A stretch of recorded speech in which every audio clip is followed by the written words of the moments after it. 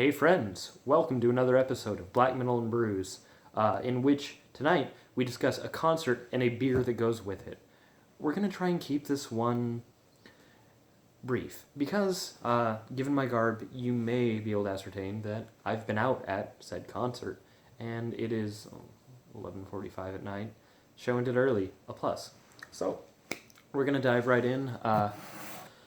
Tonight, I got to witness the beer release show for the CDA of Cain, Cascadian Dark Ale, dedicated to the band Black Breath, made by my pal Drew, who is the head brewer over at the McMinnon's Crystal Ballroom here in Portland, Oregon. This is a growler of said beer, given that it's a growler fill. There's no fancy label or anything. This beer was made for the concert I witnessed tonight, but is also going to be available from them, for the foreseeable future, till it runs out, what have you. Anyway, the show was an enjoyable time, especially considering that last time I had any interaction with the band Black Breath, it's been years. It was the Heavy Breathing album and tour. I have not heard from or of them in quite some time until I came to know this show.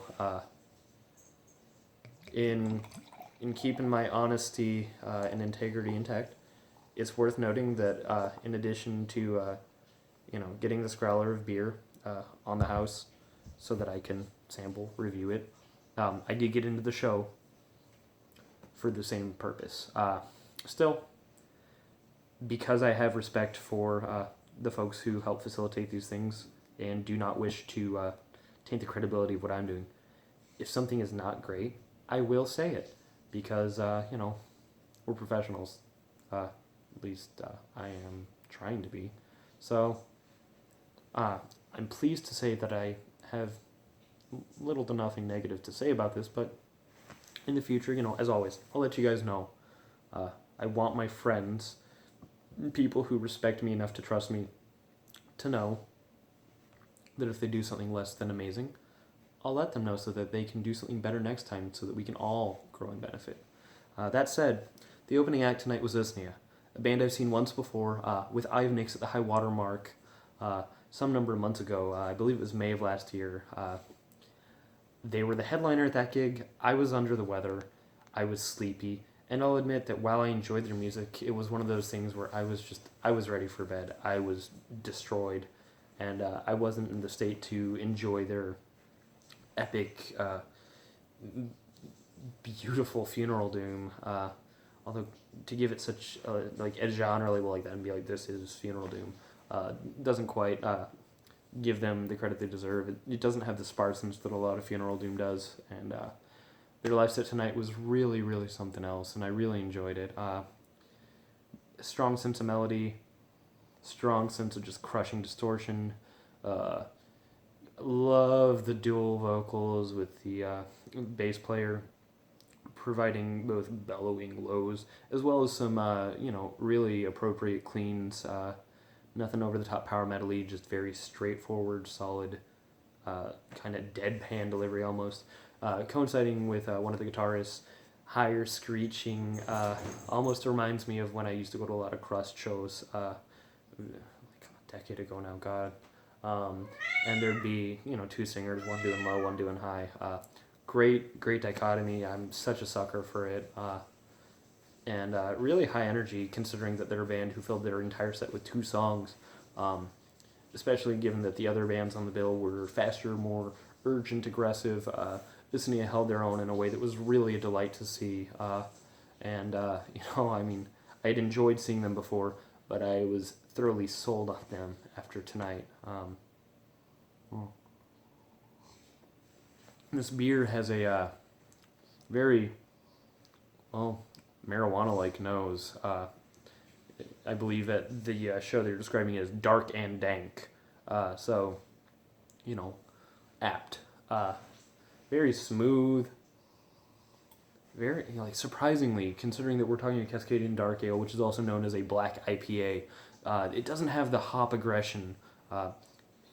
Anybody who watches these regularly has started to figure out that, while I can enjoy a good IPA, I'm not a hop fanatic. I'm not seeking that bitterness. I'm not seeking dehydration. I do love aromatic hops, and I can enjoy a nicely done, very bitter IPA. But by and large, it's not something I crave. This, I feel like it's almost got that sort of kind of Baltic Porter bite to it in a way, but it's definitely more on the hop than malt side.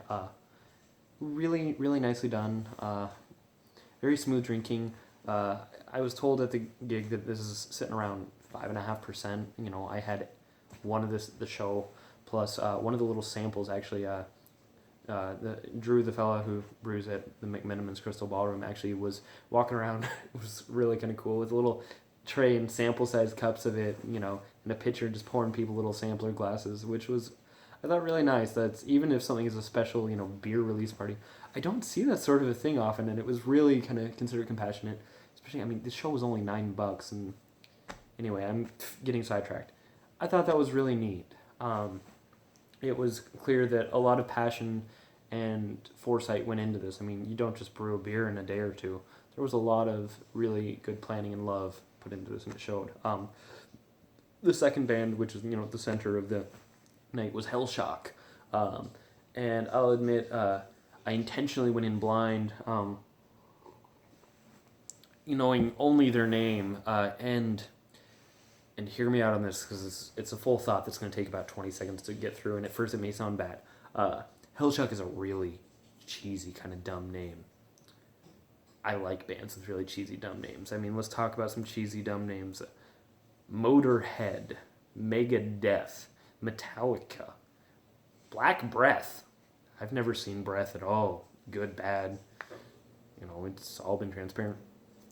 Bands with cheesy, dumb names rock hard a lot of the time. And Hellshock was pure energy. It was kind of, I found myself feeling like there was a lot of, almost like if you got the vocals from Obituary over kind of a groovy, chunky thrash band with a little bit of the hardcore thrown in. Just that very sort of like phlegmy, venomous. Usnea kicked ass, but it was Hellshock that first incited a mosh that basically didn't end until the end of Black Breath's set. So really high energy, killer rhythm section. Really, the drummer for me was the highlight of Hellshock's set and performance and completion.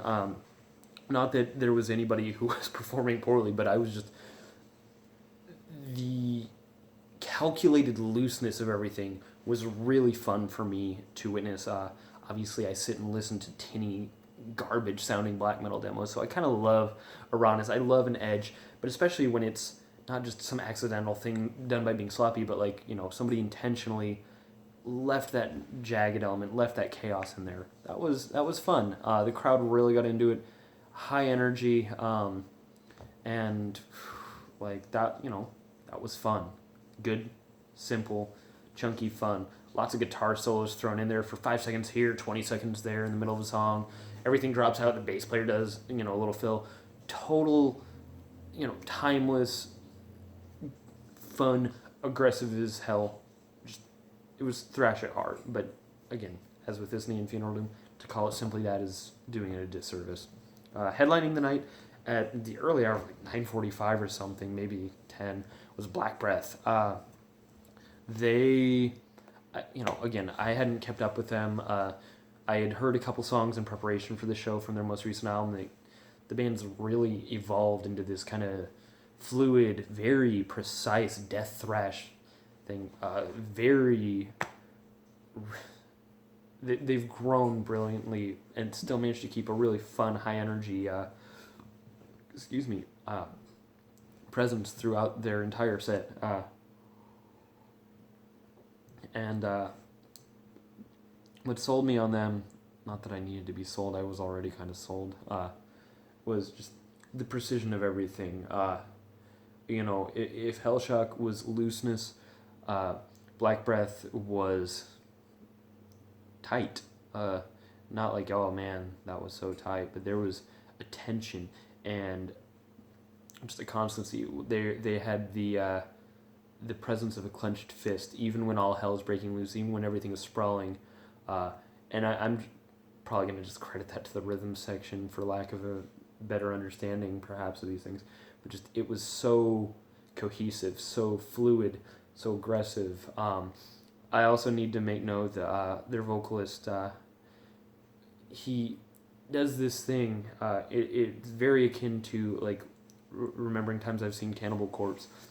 But obviously nobody's built like George Fisher. That man is probably 3 men actually occupying one body. This guy he hits this high-pitched shriek howl that I can only, I mean, you have to hear it. And it's one of those things that it's like, for me, as somebody who loves heavy metal and loves just a really cool vocal line, because I've been a singer in heavy metal bands, not trying to toot my own horn, but like, I look out for these things. He just hits this high note, and it's like crack to me. It's like, oh man, there's that noise again. But if he'd done it the whole time, it would just be like, okay, yeah, you know how to hit this one really cool thing, but it's like, dude would intentionally, it's placed really cool. Whether it's at the end of a chorus, the last line, he hits that, just, whatever it is. It was so cool. I mean, there's a professionalism, there's a fury, but there's also still just this rebellious, nothing is sacred attitude that, without being complete assholes, that, a lot of bands forget how to walk that line properly, or maybe, it just comes naturally to some people. And that's the thing. Black Breath, for all their precision, for all their technical tightness, I mean, they're on Southern Lord now, like, this big deal, they're still having fun, they're still being silly, they're still, they dedicated a song to Lemmy and David Bowie, they're still bringing humanity to what they do, while being irreverent as hell at the same time. That sort of authenticity is something that alone is worth the price of admission. I am absolutely going to be checking out Black Breath's more recent music with a more serious eye at this point, because, I've embedded myself in this little black metal niche, but like, and I some of you probably are right there too. I forget sometimes how much fun you can have just going out to a good, just groovy, driving, thrashy, deathy, hardcorey, for lack of a better word, metal show. I had a really nice time. I had some good beer. If you're in the Portland area, you can still get some of this beer. You won't be able to see the show, but there's some other good shows coming up there. You'll probably catch me at their Sabretooth Music Festival in a few weeks. Just, you owe it to yourself to listen to good metal and drink good beer. That's always been the mission statement here. And tonight I got to have both in one place. And it was one of those things I've been dreaming about. I'd love to see more of in the community. Judging by the high turnout, I have a feeling we may see more stuff like this. I'll keep you guys posted as those come up into my world. And, I'd really love, please send me an email, leave a comment here on YouTube. Show me, that in your world. I'm in Portland, Oregon, but there may be something great happening in, wherever the hell you are. Omaha, Nebraska. I'm sure there's stuff in big cities like New York and LA. I still want to see those, but, you live somewhere out there? Share it with me, man. You got great metal. You got great beer. I want to know. The world needs to know. So, I'm Ben. Thanks for sitting with me and sipping with me. Cheers. Hail Satan.